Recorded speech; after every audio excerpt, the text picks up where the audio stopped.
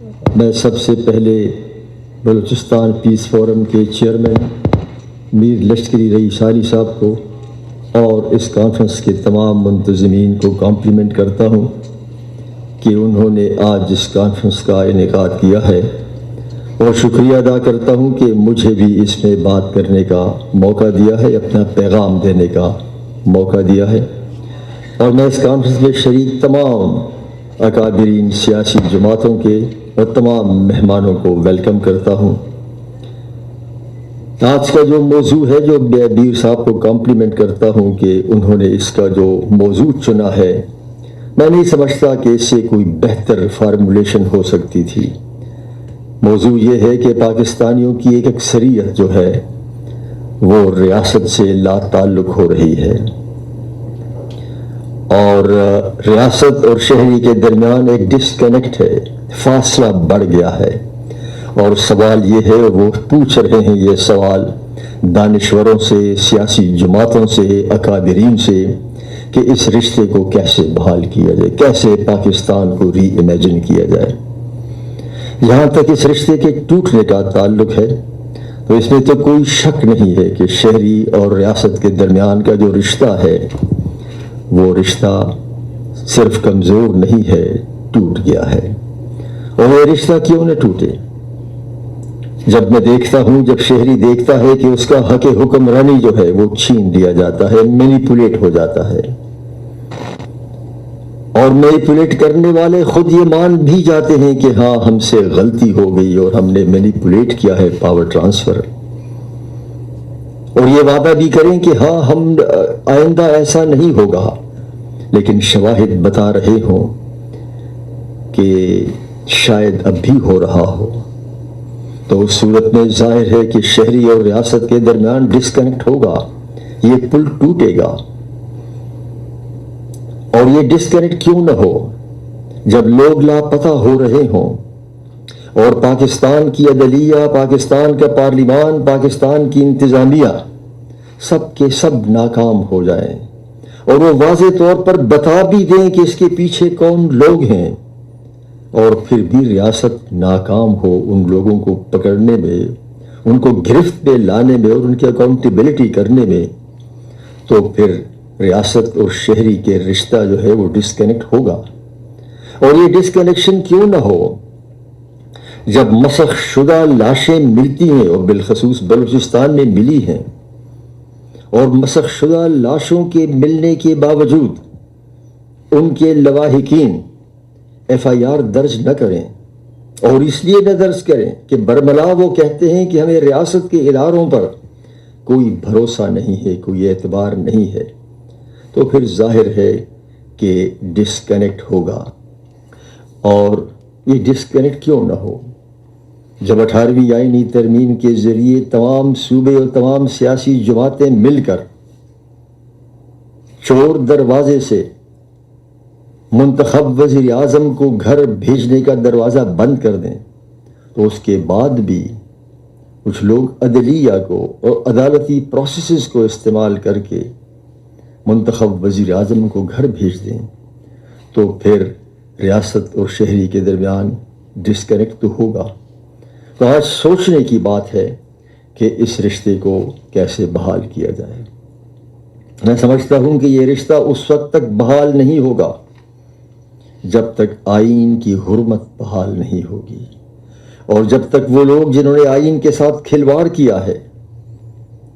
ان کو انصاف کے کٹہرے میں نہ لایا جائے۔ بھلا یہ کیسے ریاست اور شہری کے درمیان جو پل ہوتا ہے وہ آئین ہوتا ہے، اور آئین کو پامال کرنے والا جب اس پر مقدمہ چل رہا ہو، اور جس دن اس نے انڈائٹ ہونا ہو، اس پر فرد جرم عائد ہو رہی ہو، اور وہ عدالت کی طرف جا رہا ہو، اور یکدم اس کی گاڑی مڑ کر عدالت کی بجائے راولپنڈی کے ایک ہسپتال میں وہ پناہ گزین ہو جائے، اس کو پناہ ملے، اور ریاست کا کوئی ادارہ اس کو اپنی گرفت میں نہ لا سکے، تو جب آئین کی پامالی کرنے والا اس طرح سے اس کو امپیونٹی ملے گی، تو وہ جو آئین ہے جو رشتہ بحال کرتا ہے، جو اس رشتے کو جوڑتا ہے، وہ ٹوٹ گیا ہے۔ اس لیے اگر ہم نے اس رشتے کو بحال کرنا ہے تو پہلی آواز یہ ہوگی کہ آئین کی حرمت کو بحال کرو۔ تمام ادارے جو ہیں وہ اپنے اپنے آئینی دائرۂ اختیار کے اندر کام کریں،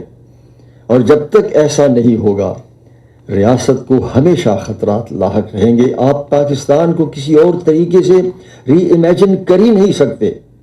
جب تک آئین کی پاسداری نہ ہو۔ اور دیکھیے میر لشکری رئی ثانی صاحب نے، میں نے پہلے بھی عرض کیا کہ بہت ہی اچھا موضوع ہے کہ اکثریت جو ہے لوگوں کی وہ ریاست سے بیگانہ ہوتی جا رہی ہے۔ بیگانہ کیوں نہ ہو جب پاکستان کا آبادی کے لحاظ سے سب سے بڑا صوبہ بلوچستان، اس کی قومی اسمبلی کے اندر نمائندگی پنجاب یا سندھ یا خیبر پختونخوا کے کسی ایک بڑے ضلع کی قومی اسمبلی میں نمائندگی سے کم ہو، تو پھر تو ظاہر ہے کہ سیاسی جماعتیں اس ضلع پر توجہ دیں گی جس میں قومی اسمبلی کی نشستیں جو ہے پورے بلوچستان کی جو قومی اسمبلی کی نشستیں ہیں اس سے زیادہ ہے۔ تو جب آئین ہی ایسا ہو کہ سیاسی جماعتیں ان اضلاع پر توجہ دیں جن میں قومی اسمبلی کی نشستیں آپ کے صوبے بلوچستان سے زیادہ ہوں، تو بلوچستان نیگلیکٹڈ تو ہوگا، اور پھر جو ہے تو بلوچستان کے لوگوں کا اس آئین پر اعتبار نہیں رہے گا۔